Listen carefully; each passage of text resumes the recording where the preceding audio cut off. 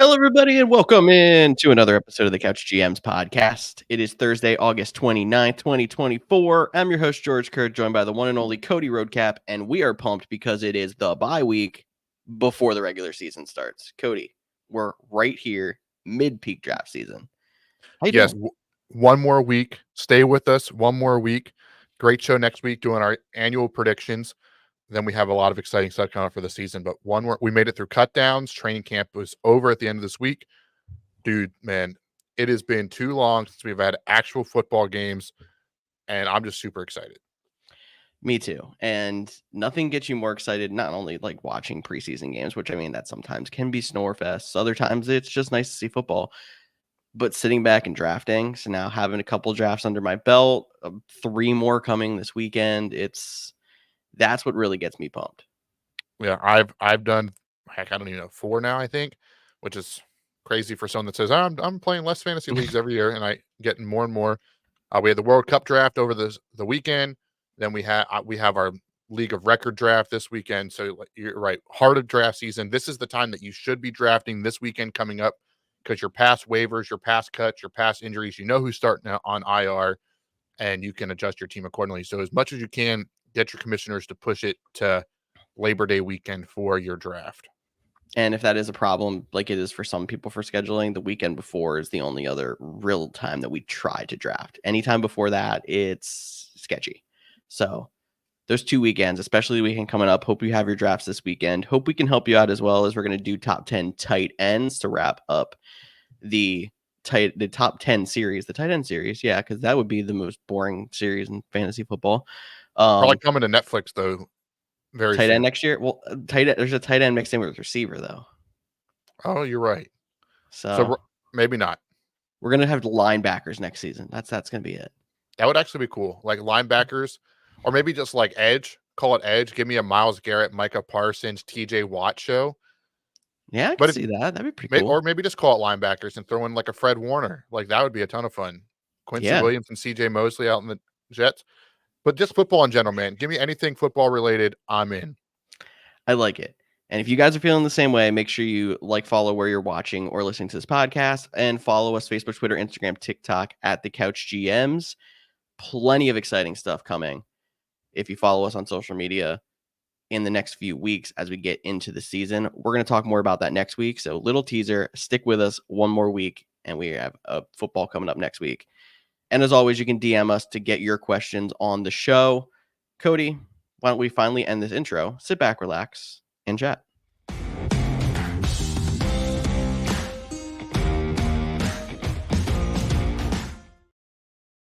It's become a staple of our shows this preseason. It's Ayuk update time, and he is still not practicing. San Fran's GM says, quote, at some point you have to play, but it seems like there's still this back and forth between, are they going to keep attempting to re-sign Ayuk? Are they going to trade him to, it still seems like Pittsburgh is the top player in that trade.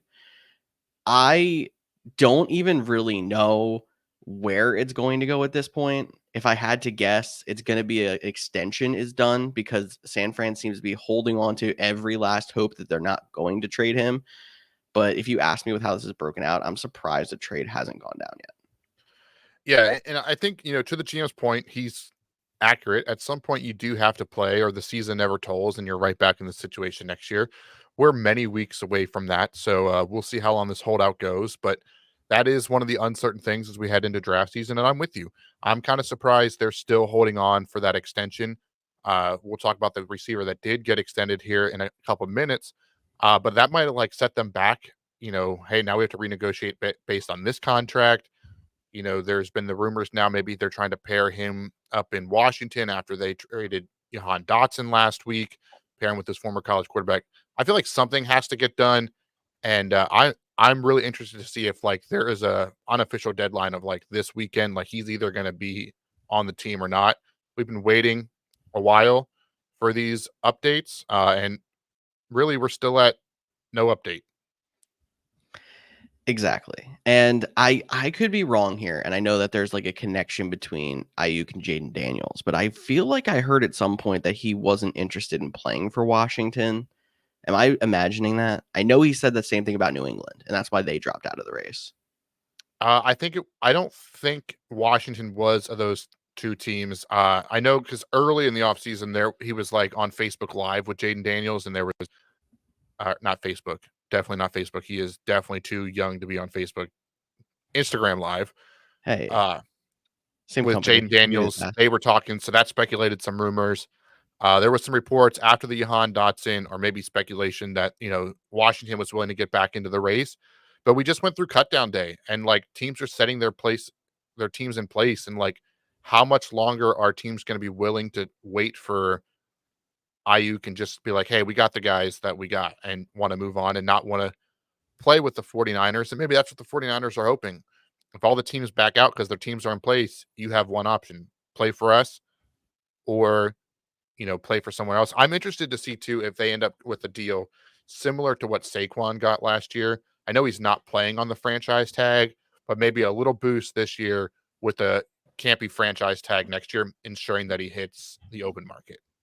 That's possible. And I mean, I believe this is a 5th-year option now that he's playing on. So the money's probably not bad. There is a pretty big boost when you go from year 4 of a rookie contract into that 5th-year option. But wide receiver money is bonkers right now. So I'm sure he's still looking to get a little bit more there.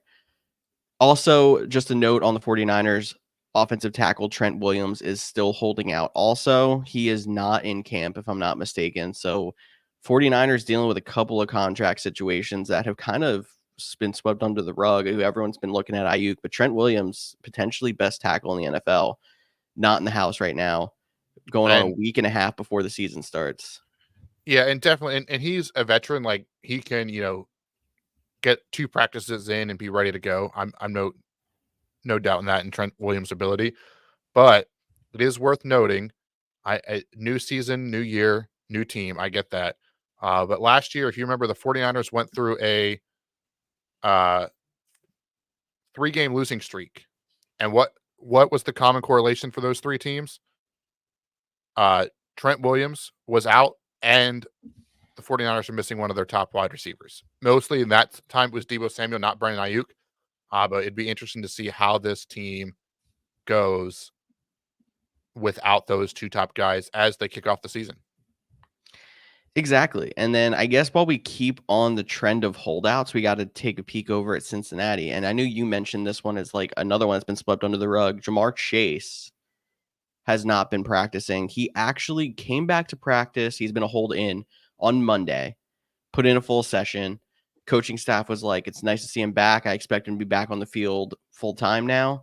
And then right after, he sits again in his practice on, I believe it was actually Wednesday, he sat, and the coaching staff had to basically come back and be like, I spoke too soon about Jamar. And they hope they are still going to get a deal done with him and that he will not miss any game time. But in and out is still a sketchy situation there. Does it worry you at all with how high he's being drafted, that we're a week and a half away and he's still, fighting this fight for this contract? Yeah, I definitely think it is, especially because, you got the update earlier this week by Zach Taylor saying we expect him to play. And now he's had to go back on that and say we're going to take it day by day. That doesn't give you confidence when you're taking a guy in the top 4, top 5 of your fantasy drafts. It definitely doesn't. When he's out there, he's one of the best. And I know there's been some stuff out there that, Chase himself has said he loves Cincinnati. He doesn't plan on playing anywhere else for a long time. Like he wants to be there. And, maybe he's just taking a day like, hey, remember, we still have stuff to do. And maybe he'll be back out there. Maybe he won't. But that is definitely something to monitor this week as we go into draft season. And honestly, if it would give me pause, especially where he's being drafted, you know, I think this holdout, he was ahead of Justin Jefferson because of the quarterback situation. I think Justin Jefferson goes back above Jamar Chase because of this potential holdout. We saw this with, CeeDee Lamb. He now got paid. That's our next bit of news. So a little bit of spoiler alert there. But you probably already know that by now. He's back up, right up there at the top now that he's back on the field and you can count on him. Amon-Ra St. Brown probably goes above Jamar Chase. He's still going to be a first round pick. But if you were hoping to get, Justin Jefferson or Amon-Ra with the 5 or 6, you might be looking at Jamar Chase and putting yourself in a situation where you might not have your top pick for a week or two. Exactly. So because of that, if say hypothetical, you're drafting Saturday, you have not heard any contract updates on Jamar Chase, and we're gonna say he practiced one more day and then sat out again. Just like basically he's gonna like on and off schedule here. How far down does he fall? Does he just fall under Jefferson? Still take him in the first round? Do you kind of hold him off till round 2 and make sure maybe he's your wide receiver 2, or you take that hero running back? How far does he fall if you're still uncertain when your draft happens? One, I don't think he falls too much is because he's so high in the ADP, somebody will take him in your league. But if you have a bunch of diehards that are tapped into all the news and they're all worried about it, I think you can get into that conversation of do you take a Brees Hall and a Bijan Robinson out instead of Jamar Chase? And some people are probably already having that conversation. Heck, we had Bijan Robinson go 101 in one of the World Cup leagues this week. So, like, that's a conversation worth having. After those big 8, those top 5 wide receivers, or I guess the big 7, right? Then But that would taking leave you him with out, big 7, yeah. I would say 8 is probably the lowest I would let him go because I think there is a clear tier break in value. Whether you're looking at a Saquon Barkley or a Jonathan Taylor or even a Derrick Henry or that next tier of wide receivers in the Garrett Wilsons, Chris Olave, Devontae Adams, like I think that puts him because you're not expecting is the same consistency as with those top guys, in my opinion. So I would still take him there. And honestly, if you get him at 8, you might get the steal of the draft. So there is the high upside that he still gives you in that potential as well. And if you guys aren't worried about his availability and his contract situation, but you're like me, who kind of had to convince myself on Chase a little earlier this offseason because he did have a little bit of a struggle last year, just remember that Joe Burrow's back on the field. He still did very well considering his quarterback situation was rocky, but like I think that's a big reason why he took a step backward last year. For sure. And I mentioned it. CeeDee Lamb did get paid. He is back on the field. He is practicing, which is good. Interesting enough, it was a little bit shorter term deal than I think people were expecting. 4 years, 136 million. So still gets paid a ton of money. He gets the deal done. He'll be able to get to the market again. And I think it's the best case scenario all around. He showed last year how valuable he is to that team. That leaves Dak Prescott needing to get paid. We'll see if that continues, but he has Dak Prescott this year. And for me, CeeDee Lamb definitely goes back to a top 3 pick now that he's guaranteed to be back on the field week 1. And I don't have any hesitations of him starting slow uh, because he didn't really practice all offseason. He's got a week and a half to get ready for week 1. Yes, exactly.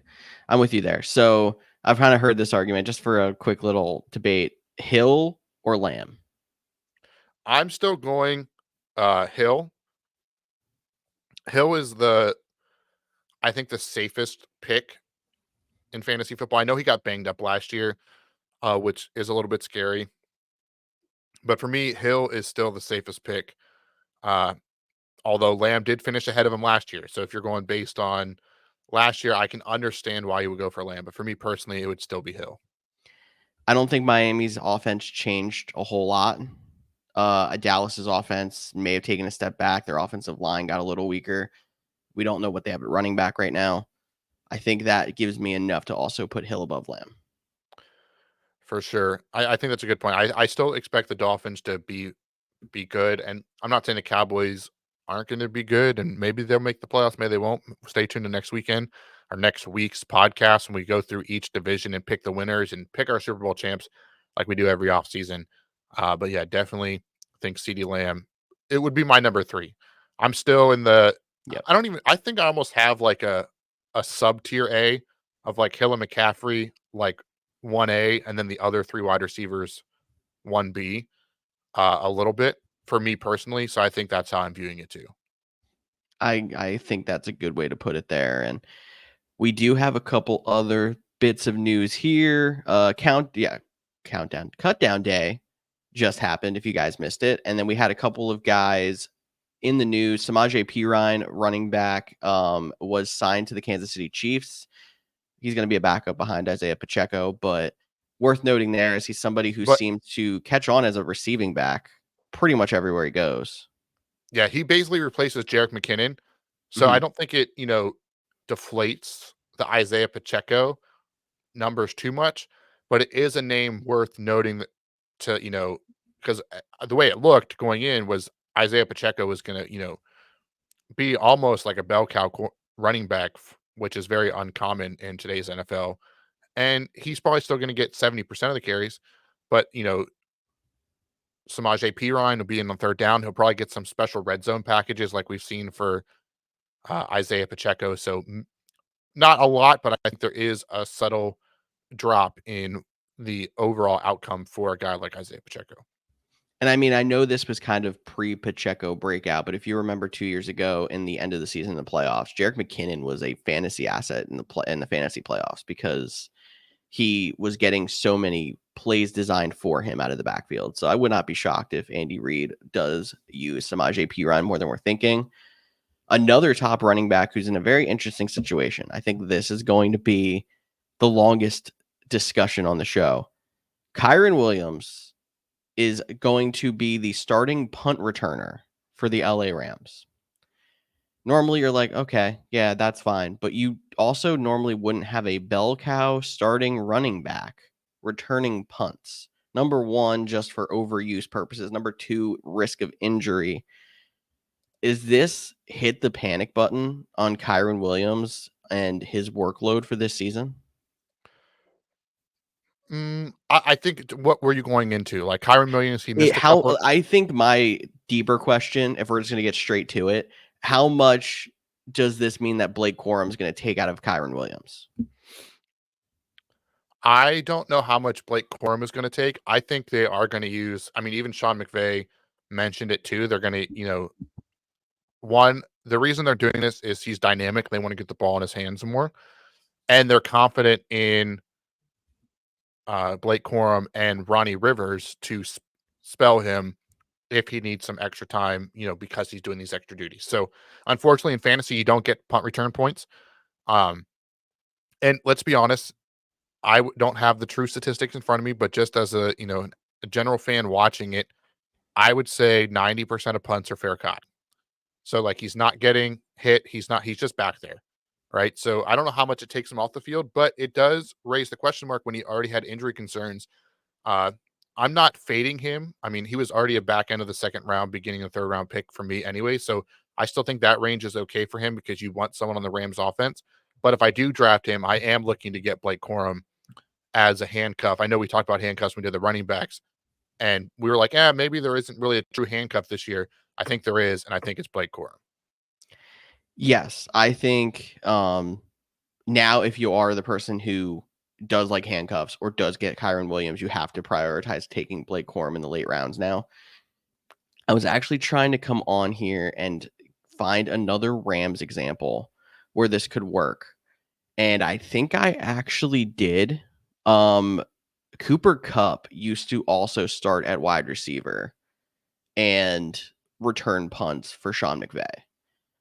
And obviously Cooper Kupp was a very valuable asset in fantasy through 2019, 2020, 2021. Like, I mean, he had some down years in there, but it seems like this might be one of the few teams where Sean McVay is not afraid to use starters in roles like that because he would rather try to maximize his potential for points than sit there and try to be worried about injury. So Cooper Kupp was primary punt returner for the Rams in 2018, 2020, and 2021. Yeah, and I think that's just Sean McVay was honest. He's like, I like getting playmakers the opportunity to return punts, so like and get them more touches throughout a game, and give him a running start. He can make some people miss. Like it's not a bad option. I know a lot of teams don't like to do that with their key players, but the Rams seem to, and Sean McVay is one of the best coaches in the league, so let's not doubt him. All right, that makes me feel a little bit better, but I do like the idea of kind of handcuffing with Blake Corum. Another potential handcuff, someone who you've had as a handcuff the last few years, Elijah Mitchell, sitting behind CMC. His hit injured reserve to start the season, meaning he's going to be out at least 4 weeks. Jordan Mason, a name we heard a little bit last year and throughout as their Elijah Mitchell was in and out. Is he now worthy of a handcuff behind CMC? Again, I think if you're in a deeper league, you're 12, even a 14. When you get to those late rounds, if you drafted CMC, yeah, why not? why, not throw a handcuff on Jordan Mason just to be safe? Like, I think it is definitely worth the value, but it's not I must handcuff Christian McCaffrey. And I say that because one, Christian McCaffrey is a special player all on his own. And two, we talk about all the time, the 49ers have so many playmakers that when CMC goes down, it's not like, yes, they definitely miss him, but it's not like next man up, they're still going to run the same game plan. They're going to throw Deebo Samuel back there. They're going to still get George Kittle involved. Whether they had Brandon Ayuk or not, we'll see. Whether it's Juwan Jennings, maybe he gets involved this year. Who knows? Uh, so late round flyer, it doesn't hurt to take Jordan Mason at all. Or just if you want to snipe him from the CMC guy as a late round flyer, just to be the guy to hold him and try to get some trade value if CMC were to go down. I mean, he did have the most touches he's ever had in his career last year. He's getting older, so there's definitely some concerns. Maybe they'll use him a little bit less this year too, which could be concerning as the guy we're taking number one overall. Not a must, but I don't mind taking Jordan Mason as a handcuff. Him and Blake Corum are probably the only two out there, though. I actually kind of am going to skew what you said though a little bit and put what I've heard as my favorite Cody quote of the offseason. Deebo Samuel is CMC's handcuff. That is a great point. Yeah. I mean, it kind of is. Like, when he's not in, they get him involved in more ways than they already do. So he already probably gets 4 or 5 carries a game, but most of the time they're probably reverses, interesting things. But you're right. When CMC's out, he could get double-digit carries in the game. For sure. So I like that one. Cool. Moving on to Seattle. Oh, sorry. Yeah, you can see I'm back in the past right here. Pittsburgh and the Steelers. There was a little bit of a whisper that Justin Fields was in competition and might be named the starter there. It is Russell Wilson who was officially named the starting quarterback in Pittsburgh to start off the season. Cody, I think we were kind of expecting this. Does this change anything with Pittsburgh? It doesn't. I mean, we should have known this once Madden put Justin Fields as a returner in the hype video for Madden coming out this year. With that said, I saw it on Twitter right before we got on. I don't know if it was from an accurate source or just someone being funny. But it seemed like something that could legit happen is that Justin Fields might have his own package, a la Taysom Hill. Could be frustrating for Jalen Warren and Najee Harris guys if they do some stuff in the red zone. I mean, heck, we even saw San Francisco do that with Trey Lance a couple years ago. When he was still there, like, he had a red zone package. We've seen what Taysom Hill has done, and he might become a playmaker. Maybe he'll eventually get that tight end flexibility in those Yahoo leagues like Taysom Hill does. But it doesn't really change the overall outlook for me. I'm not super in love with what the Steelers offense is going to be. I mean, they're the Steelers, and I feel like they're always floating around 800 or 500, 8-8. And Mike Tomlin is a good coach. But I don't know. It just feels like this is a year that they're going to be, fighting for wins, potential top 5 pick in the upcoming draft, and the last year of Mike Tomlin, and they decide part ways. They get rid of Justin Fields, they get rid of Russell Wilson, and they start fresh. Don't know if that's a hot take or not, but kind of not vibing with the Steelers this year. I feel like it's not, because I feel like even the last 2 years you could have made that argument, and then the Steelers go out there and just Steeler, which means get 9 wins to keep that record alive of consecutive years over 500, at or over 500, and that's all they do. They might make it, like, sneak into a playoff spot and lose in the first round, but that's it. So I kind of feel like, because of history in that, I feel like that my prediction would have to say they're at 9-8 again. But I think there's a legitimate possibility that they are a top 5 pick. Like, they are one of the least exciting or more unstable teams. They just have a couple pieces on defense and make you go like, yeah, they're going to be in every game because of that. Yeah, and they play in one of the toughest divisions. I mean, between the Browns, Ravens, and Bengals, like, that's 6 hard games already on their schedule. So definitely a team to watch out for. But we talked about Mike Tomlin possibly being his last year. A little sneak peek for next week's episode when we go through all the divisions. Something we didn't think we could get in, but we wanted to do now is have a little debate. We saw it posted by Fox NFL on X. We figured we'd have the debate here. First-year head coaches this year are Mike McDaniel, Antonio Pierce. Technically, first year was the interim, Brian Callahan of the Tennessee Titans, Gerard Mayo, and Dave Canales. I can never remember how to pronounce his You name. said But it we're gonna right. perfect.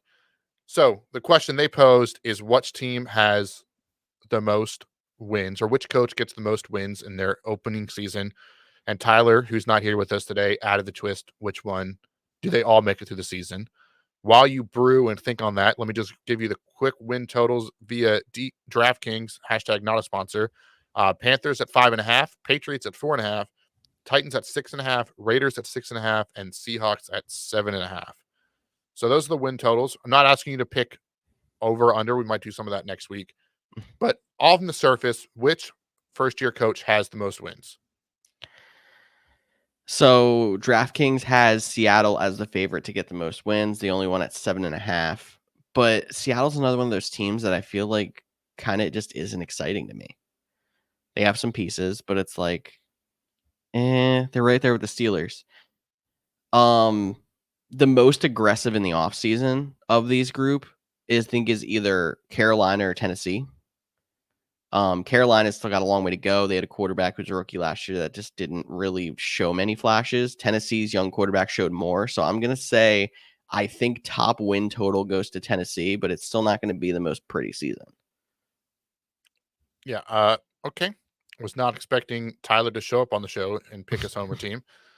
The Titans still confuse me. Their whole offseason plans, like, I feel like they're too in the middle of we're going to win now versus setting ourselves up for the future. Like, I feel like there's a lot of back and forth for that. Even like small deals, like they trade for Ernest Jones, but then they trade Elijah Molden at the cutdown day.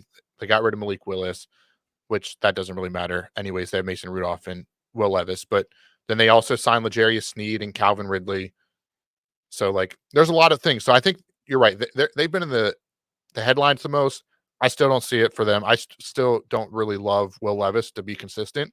I think he'll be a quarterback that has like 4 really good games and 12 meh or bad games, but you'll remember those 4 games and think he has something. Um, I think the Seattle Seahawks is the easy pick. I think we overlook them every year, and they got arguably one of the best coaches candidates we think in this draft season. Wasn't like they were a bad team last year. They were just on the brink of the playoffs, and they still moved on from there. They have the pieces. I like them, but that seems too cake to take the one with the favorite. So I'm gonna take it to the Raiders. Antonio Pierce, what he did with the team last year, how he got that team to rally around him. Minshew mania coming to the starting quarterback. They still have Devontae Adams. They still have Jacoby Myers, Max Crosby.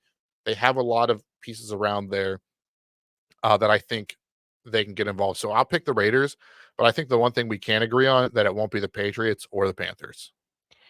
Exactly. I agree with that too.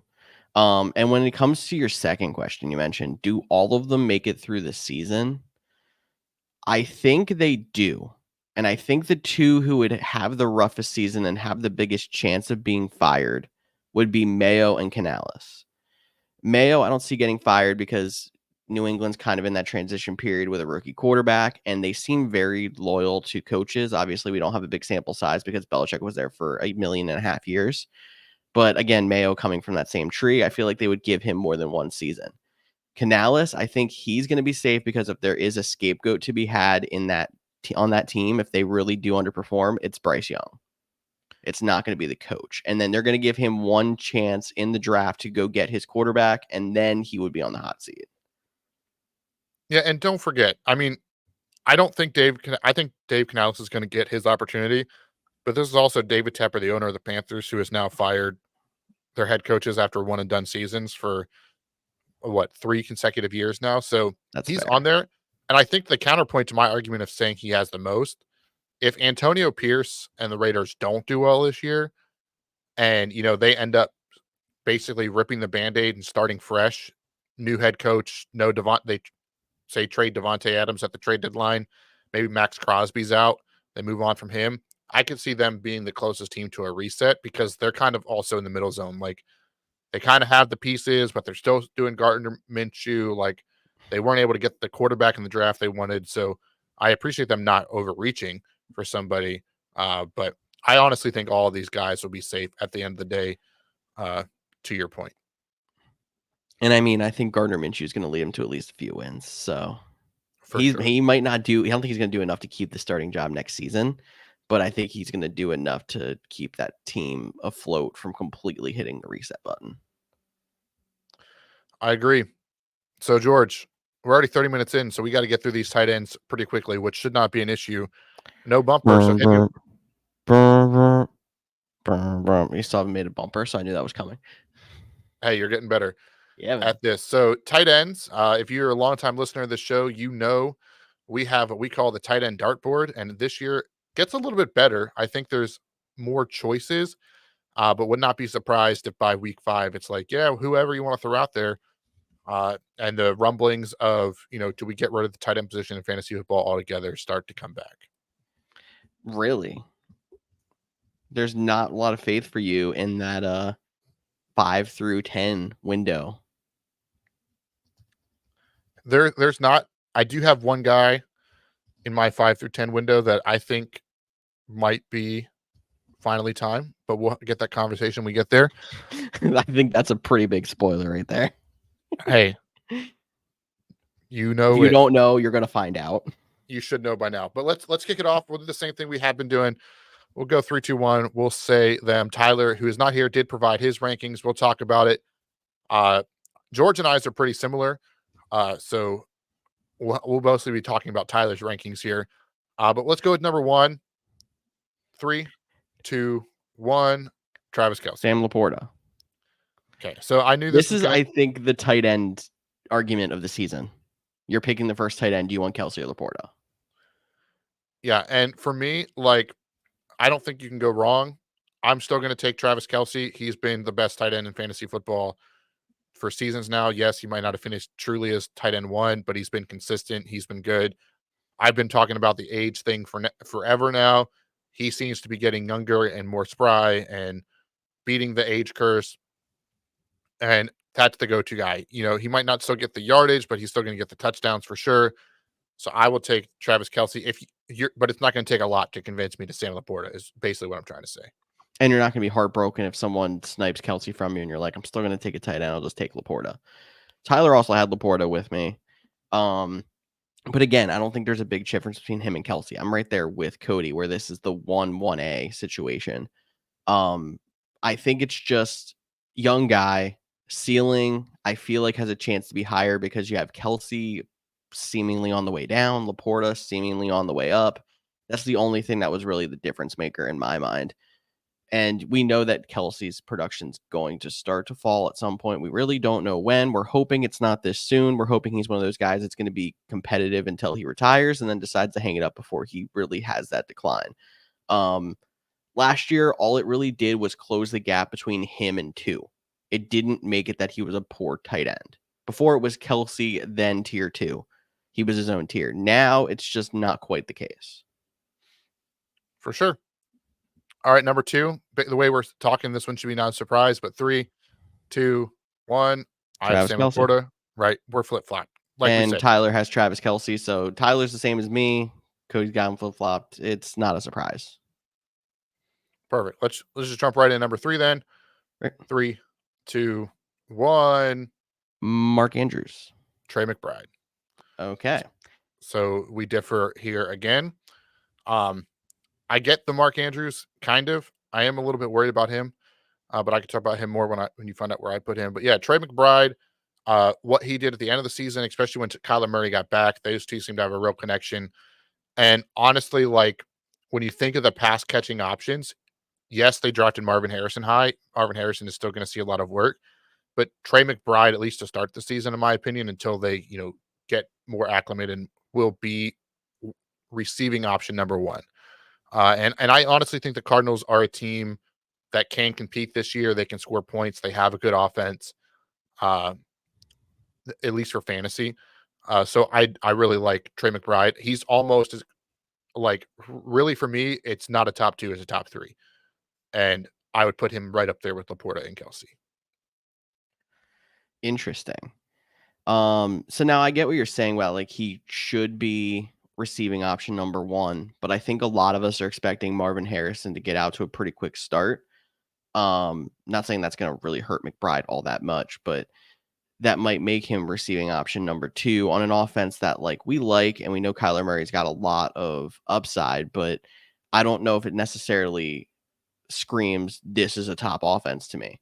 Baltimore, I know, I agree, they're a very interesting offense. They have a lot of different pieces, but when you look at it, where are you drafting Marvin Harrison compared to where you're drafting Zay Flowers, who would be the one option that could be above Mark Andrews?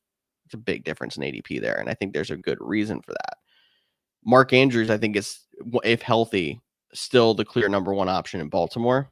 He's still the safety net. He's still who Lamar Jackson will seek out, as opposed to Zay Flowers is getting to that point, but he's a lot more of a big play, pop the top off kind of threat. So that's what gives Andrews the little bump over McBride to me.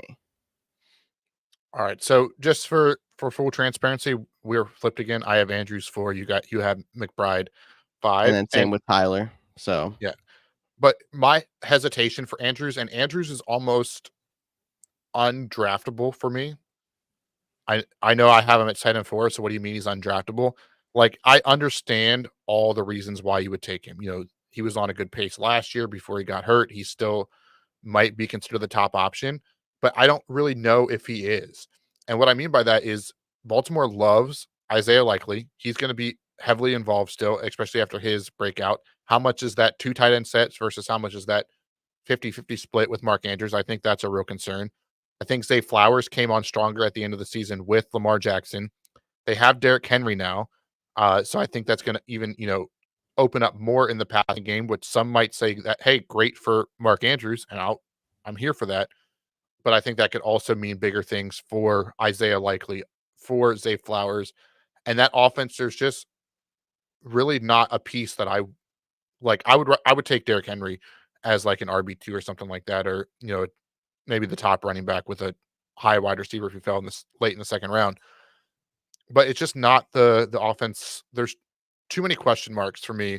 And with the injury history Mark Andrews already has, it's like, okay, if I draft Mark Andrews high, do I have to waste a late round pick on Isaiah Likely to get am I handcuffing a tight end? So for me, although he is my tight end 4, I'm avoiding Andrews at all costs. interesting take there. And I guess we'll have to see how time plays out for that one. Move And on to no, number that's 5. not me just hyping it up so I can take Andrews in front of you this coming week in our league of record. Okay, we'll see. Number 5 in 3, 2, 1. Dalton Kincaid. We both like Dalton Kincaid. Tyler's got Evan Ingram at this spot. Did anyone ask Josh Allen if he's on his fantasy team yet? I've not heard. And for me, I get the Ingram one. For me, like we mentioned, like the 5 through 10, literally you can put them in any order and I will not get mad. But I put Kincaid up here similar to a Trey McBride situation. They got rid of Stephon Diggs. They brought in Keon Coleman, not as high as Marvin Harrison Jr., of course. They brought in, or they still have Khalil Shakur. They have Curtis Samuel. There's a lot of Marquez Valdez-Scantling. There's a lot of pieces around there. But Kincaid, year 2, we start to see tight ends jump. He looked pretty good without Dawson Knox. Dawson Knox is still there this year, so that could be some of the Andrews complaints with Isaiah Likely, and I would get that as well. But I think the raw upside and the potential, and I think Kincaid can line up outside or as a big slot player too with Knox on the field, and I think he'll be a big part of the offense. So that's why Kincaid on the upside alone is why I went number 5.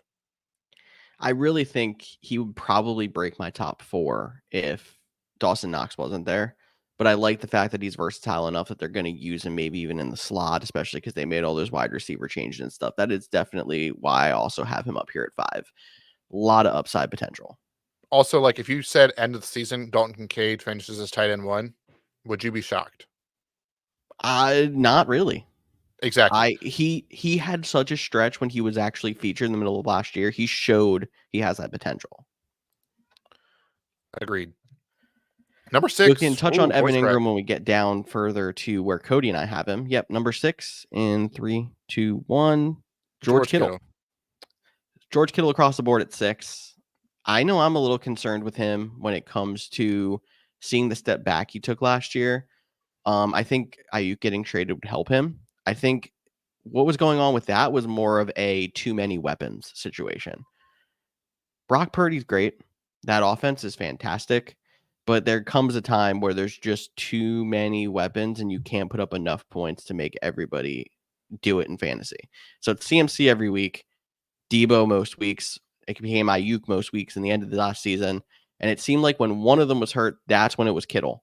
And when they were all in, Kittle had a touchdown here, a touchdown there, but it was mostly quiet. Yeah, I think he has the, you know, I don't know if we have the breakout that Kittle, the high end potential Kittle has. You probably have a little less of a ceiling, but a higher floor than some of these other guys that are coming up. And you also have the what happens to Ayuk. How does that impact him still floating in the back of your mind? But we all have him at 6, and I feel like that's a good spot for him. I want to take a quick break from Okay. talking tight ends quick because I just saw an interesting breaking news come across uh, my Twitter feed as we're recording here. So this is always fun. So the Giants are becoming the first team ever to unretire a number. They are unretiring number 1 with permission of the family of Ray Flaherty, who they retired it for, to give that to rookie Malik Neighbors. So Malik Neighbors is changing his number to number 1 from a formerly retired number to unretired, becoming the first team to ever do that, which is I just thought was interesting. Fun fact, no Tyler's oddball fact today. So there's your little kind of getting your little oddball fact as it came across live. If you would have told me in any of the major sports what was going to be the first team or league to unretire a number, it was going to be MLB and it was going to be the New York Yankees. I was right about the city. I was not right about the team or the league. So that's interesting. Yeah, definitely interesting. I know some teams like that have been around for a while are getting to the point where like they can't really retire numbers because they have to use them for the 90 men or for the final because there's so many players. So maybe the Giants have a lot, not deep in Giant history lore. Honestly, would have to Google who was number 1 in Ray Flaherty even is. And some people are probably roasting me in the comments for it. That's okay. We're showing our age a little bit, I guess, in a good way this time. We were just finished with number 6, moving on to number 7. 3, 2, 1. Kyle Pitts. Kyle Pitts falls into me where Mark Andrews falls to you. Like, I have him at number 7, but he's going to be on exactly 0 of my teams this year. I just can't do it anymore. And I think that's wrong. This is Kyle where Pitts, Cody and I are my going to have guy. our big debate. Sit back, relax, grab your coffee, grab your Coke Zero, because that's what we always drink on the show. I don't know. And not a sponsor, but no, not a please sponsor, be. but could be. All right, Cody. Convince me why I should have Kyle Pitts on even one of my fantasy rosters this year. Okay. I don't even know if I don't think I've gotten him yet in any, or I did. I got him in the World Cup League. So my first question to you be, who was Kyle Pitts quarterback the last 3 years he's been in the league?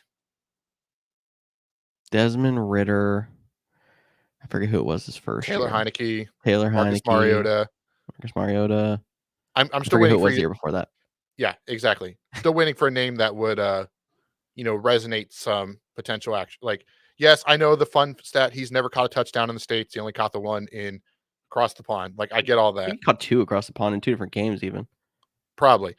But this year he gets a quarterback that features the tight end. It's a new offense. It's not the run first, random offense of Arthur Smith. New offense. Kirk Cousins, who took TJ Hawkinson from a okay tight end to a elite tight end because he values that position. He uses it. And there's no doubt that Kyle Pitts has the athleticism, the skill. And I think this Falcons offense is going to be pretty good. I think the reason Bijan Robinson is going high, I think Drake London will be a solid option with Kyle Pitts. Like, I think all 3 of those will have decent years. And we're talking tight end 7. So you're in the middle rounds. You've already gotten your guys. For me, like, I would take Pitts. Obviously, I would take the 6 above him, and then I would take Pitts, which is the same thing that you do. But I think, again, if you told me Kyle Pitts finishes as tight end 1, would not be surprised. Is it likely? Probably not. And I'm okay to admit that. But I think it's close. I'm all in on Kyle Pitts this year. And I was all out of him on last year. But with Kirk Cousins, I think Kyle Pitts is a great pick for fantasy. All right. Devil's advocate on you. You say how Kirk Cousins favors the tight end. Give me one tight end that Kirk Cousins has had in the top 3 that is not named TJ Hawkinson in his entire career. Okay, well, that's not 100% fair because Kyle his tight Rudolph end. had all the hype, never did anything. Irv Smith had even more hype, never did anything. I can't tell you who his tight ends were in Washington. Irv Smith, I think there's also a talent part of this conversation. Irv Smith And can't. has Kyle Pitts flashed enough talent that translated from college to the NFL level to make you really think that this can happen? Like Yes. I see how he's an athletic freak, Watch but like part of watch me the tape. really He is thinks that it open. just doesn't translate. No, he can't get the ball thrown to him. The guys are open, but Desmond Ridder couldn't hit him. Desmond Ritter's not on a team. Marcus Mariota's not on a team. Tyler Heineke barely made the team behind because he's ahead of. They're letting the Penix Jr. sit. Like Kyle Pitts will be. And I'm not saying he's going to be a league winner, but he's going to have a bounce back year. Mark your calendars. Write it down. I don't care what you do. I don't know why you would mark your calendars. That was a terrible expression, but do that anyways. Mark your calendars. It is Wednesday, July 8th. You're listening to this Thursday, July 29th or later. Kyle Pitts, fantasy stud, July? You are whatever. so far off. Oh my gosh. August. Yeah, why does it say July? That is so weird. That's a Cody's different computer's conversation. a whole month off. We learned this. He's still sitting in the middle of the off season. He's getting ready for training camp. It's a good time. But yeah, Kyle Pitts will be a solid option. And to your point, like you say, the 40 who it didn't have. But what was the guy that was always hurt? But when Jordan Reed, always hurt, but when he was healthy with Kirk Cousins, top tight end, couldn't count on him because he was always hurt. They didn't have much talent. They went out and got TJ Hawkinson, who was an average tight end, turned him to an elite fantasy tight end. I'm all in on Kyle Pitts. Okay. You did help convince me a little bit, but not enough that I'm going to draft him. But I think he has moved from these I'm avoiding him and I would rather just wait and hope someone else falls to me in the next round to I'm okay with not taking him. And if I'm wrong, that's fine. That's one tier up in my idea of I don't like this guy rankings. And for the record, is the amount that you're talking about Kyle Pitts, like last year finished as tight end 13. Okay. Not great because there's, top 12 normally. 90 targets, only 53 receptions. Like almost half of his targets were not caught. With Kirk Cousins, a more accurate quarterback, guy that likes to get the tight end involved. That's fair. Kyle That Pitts. is 96th in the league among qualifying tight ends in catch percentage. There's my numbers of the day. So that's a fair argument. So, yeah, give me Kyle Pitts. Especially for the value. I think the value for where you can get a guy with his upside in this new system with the new quarterback, like for me, that's what is so exciting. Because at the end of the day, after the big six, you're just hoping and praying. Like we're going to talk about Jake Ferguson a little bit. Like no one had him being good. He caught a bunch of touchdowns. He became a top 10 tight end, right? Like there's a lot of guys on here that we're going to mention that, in 3 weeks, we don't even want to touch. But I think Kyle Pitts has shown enough to be worth taking. And I love the upside for him and where he's currently being drafted. All right. Moving on to number 8 in 3, 2, 1. Evan Ingram. Woo, I almost forgot who I had. I said we'd talk about Evan Ingram and Tyler have him all the way up at 5 when we get to him down here. And I know I have him below Pitts, and I would talk about all that. But this man was tight end 2 last year. I think there's definitely regression coming because Jacksonville's offense in the last, 5 weeks of the season was absolutely dreadful. But he was a bright spot most of the year. And when you consider Calvin Ridley's gone, opens up a couple more targets. It's just him and Christian Kirk down there. There's a chance that he can repeat that. Yeah, don't get me wrong. Like I said, Kyle Pitts is my guy. If you want to take Evan Ingram over George Kittle, don't care. 5 through 10. Swap any order you want. You mentioned he's a top 2 tight end from last year. Top 2 tight end with only 4 touchdowns. Like, that's because he had 114 receptions, almost 1,000 yards. Like he had 143 targets last year. Like he Top was 2 tight end above Travis Kelce because Sam Laporta was number 1. So that's correct. another note. I mean, it's like I think it's literally 0.4 points, but still. Kelce also missed 2 games and was tied with Laporta for points per game. But in terms of overall points, overall finish, that's where Evan Ingram was. And the big thing is they lost Calvin Ridley. So some people might be like, well, no, they'll cover Evan Ingram more. I don't think so. They still have Christian Kirk. They still have some other random dude, Gabe Davis, kind of take the top off. Yeah, you're right. They brought him in. So Evan Ingram, I have no problem with Tyler putting him at 5. Like Yeah. he was a guy he was the hardest guy for me to place in this whole thing because it was like, does he regress? Does he actually get better? Does he become tight end 1? But at the end of the day, then you're still trusting the Jacksonville Jaguars and Trevor Lawrence, who another fun fact, is 1-18. Saw this on Twitter thanks to Warren Sharp. When his team doesn't get a turnover, so when the defense doesn't create a turnover, he's 1-18 as a starting quarterback. Wow. Now you know. I would argue that there's probably a lot of bad records when your defense doesn't get a turnover, but that's like extremely Doesn't help bad. when he's also has 21 fumbles over the last 2 or 3. I can't remember the tweet. I should have saved it. It was either 2 or 3 seasons. The next closest was Jared Goff with 14. So he's also turning the ball over a lot. All right. Worth noting, Tyler had Dalton Kincaid at 8. Again, he just had Ingram and Kincaid flip, which is funny from Cody and I. But hey, like you said, 5 through 10 even, pretty much up in the air. Number 9 in 3, 2, 1, Jake Ferguson. Tyler also having Jake Ferguson. You said you teased a couple minutes ago we were going to talk about Jake Ferguson. What do you got to say? Yeah, I mean, he finished as tight end 8 last year.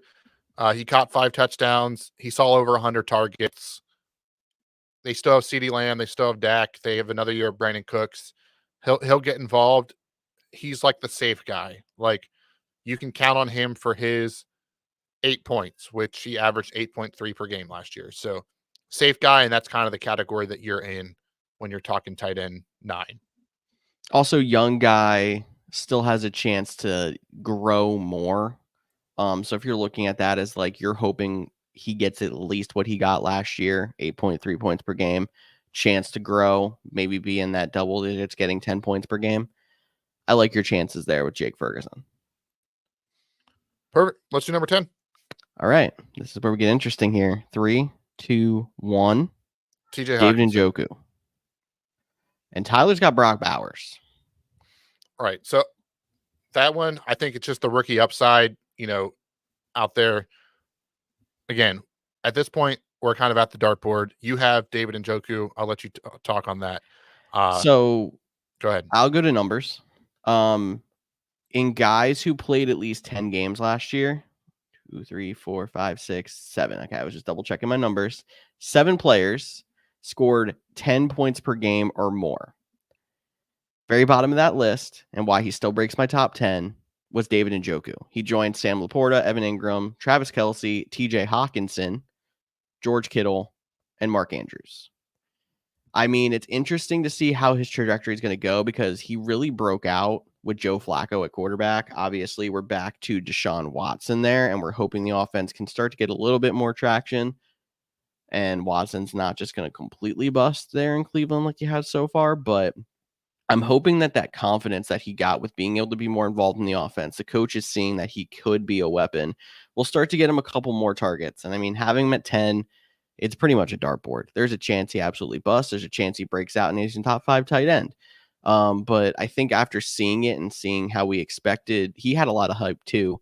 It makes me confident that you could draft him as your starter. Maybe always keep an eye on that waiver wire for that backup plan, but he gives you a chance to be an every week starter. Yeah, I think for me, the reason he didn't crack my top 10 was how much he came on with Joe Flacco. Like those last 4 weeks with Joe Flacco, over 20 points twice, 13 and 14. All those weeks before that, he crossed over 10 twice. Like that's the big concern without Joe Flacco with Sean Watson, not a guy that traditionally likes throwing to the tight ends. So that for me, he'd probably be 11 on my list. I went TJ Hawkinson.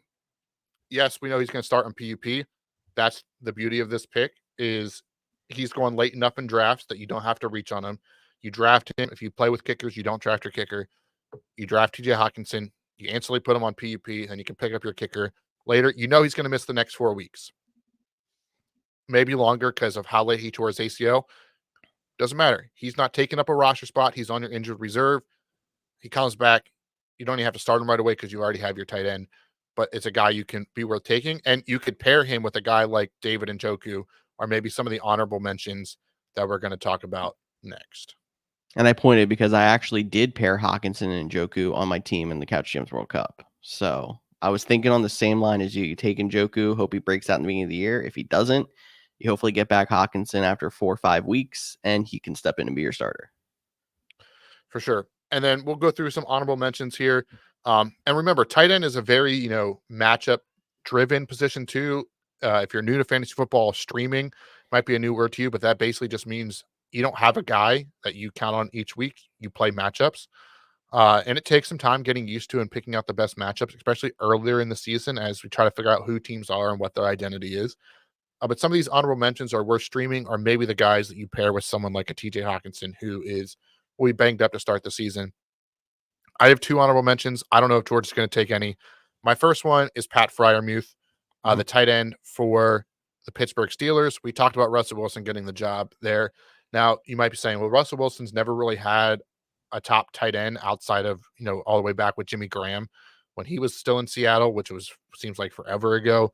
But he got the tight end involved. They just had a platoon of tight ends, whether that was Will Dissly. They had, what is the one guy's name that I can't remember? Don't worry, you won't remember it either. But they had some other guys roll through that position as well, and he got them involved. It was just which tight end did you want to start that week for Seattle, basically. With Pittsburgh, it's pretty much going to be Pat Freiermuth. Yes, they have Darnell Washington. They drafted in the second round last year, but he's more of a red zone, big target, run blocking tight end. So I think Freiermuth could have a sneaky season. Was it Colby Parkinson, by the way? I think so. I think that's actually who it is. How about that? Yeah. How about it? I like it. He was going to be one of my honorable mentions, so I like that. I'm going to mention my 2 together because I think they're both in very similar situations. Traditionally been decent, maybe not top end. And they're both in offenses that got more crowded this offseason. So one's Dallas Goedert. Obviously, the Eagles added Saquon Barkley. You don't know how many touches are going to be able to go around to him. The other one's Dalton Schultz, who really had a solid first year in Houston. But now you're considering Tank Dell established himself as a potential weapon. Nico Collins really took a huge step, and they added Stephon Diggs. If you're in this situation where you're trying to take a stab at finding a tight end who could be solid this late, both of them are worth at least a thought. Because there's a chance they could end up being top 10 tight ends and be solid. You just don't know if the workload's going to be there for them. Yeah, and then my last honorable mention, I'll say because George won't, because it's his guy, and he just hates to admit it, is tight end Cole Kmet for the Chicago Bears. Now, to George's point, you could say they got more crowded. They added Keenan Allen. They added Rome Odunze. They got DeAndre Swift. I would say it's still a rookie quarterback. They like to tend to favor the tight ends. He can be very active. And honestly, I think he'll be a higher target share than a guy like Keenan Allen and one of them. One of them will be higher than Cole Kmet, Rome Odunze, or Keenan Allen, but one of them I do think will be below him. So as a guy that I think is currently like tight end 20, not even being drafted. And that's what DJ Moore is the number 1 target, is what you're saying. Right, for sure. Okay. DJ Moore is still the number 1 target, in my opinion. So guy I had to mention for George since he wasn't going to do it himself.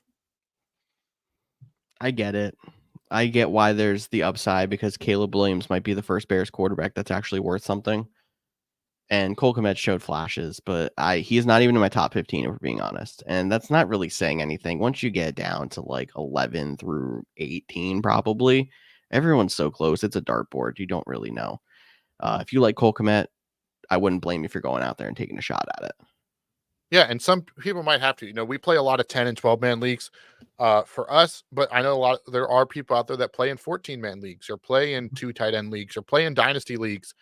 And, their choices or even keepers where the tight ends are slimmer pickings than those top guys because they're kept or on already teams already. So just wanted to give you some names out there that you could choose from. George, anything else to add? That wraps up tight ends for me. It was nice to have a longer discussion about some other news, and I'm looking forward to next week when we break some news of our own and talk about the start of the season. For sure. Good tease, George. There is a lot coming up on the Couch Champs podcast. Next week is one of my favorite shows of the year, where each of us predict division champs, winners, Super Bowl champs, make our predictions set in stone. Nothing can change. And then big announcement for how we're going to shape up the Couch Champs podcast as we head into the 2024 season. Make sure you stay tuned and make sure you follow us on social media, Facebook, Instagram, Twitter, X, and TikTok. And we will talk to you all next week.